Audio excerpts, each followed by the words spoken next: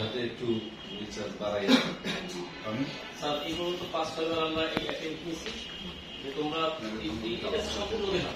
এই খাবার দাবার সম্পূর্ণটাই ম্যানেজ করে ওরা একটা 5-6 জনের একটা দল থাকে প্রতি মাসে আলাদা আলাদা ওরা এটা চালায়। তো সবকিছু এখানে স্যার আমাদের টিচারদের ইনভলভমেন্ট নাই থাকলে হয় কি ব্যাপার এই জন্য আমরা সব জ্ঞানে আমাদের সাথে স্যার ওদের সঙ্গে কথা বললে তোমরা থাকলা কথা বললে দেখা যায় আমরা তো যখন ওই যে ফিস্ট হয় সাধারণত একবার আপনি ওই সময় তো সবাই 100-150 কম থাকে ওই সময় কিন্তু আমরা এই বিষয়গুলো মেয়েরা বলতেছে কি সাবরা যখন আসে সেটা তো জানান দিয়ে আসে তখন পুরো ভালো খাবার আর সাবরা যদি চলে যায় তখন আর ভালো হয় না। মানে আমাদের স্যার অফিস তো রবিবার বুধবার তো ফিক্স এই দুই দিন ওদের মানে খুব সুন্দর হয়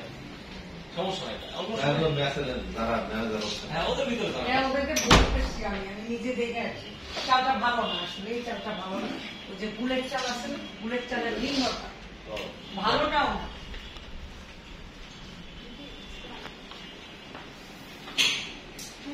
আর ওদের বোধ হয় গেটে ওই মেয়ে টিউশন করে ওরা বলতেছে যে আমাদের যদি একটু তাহলে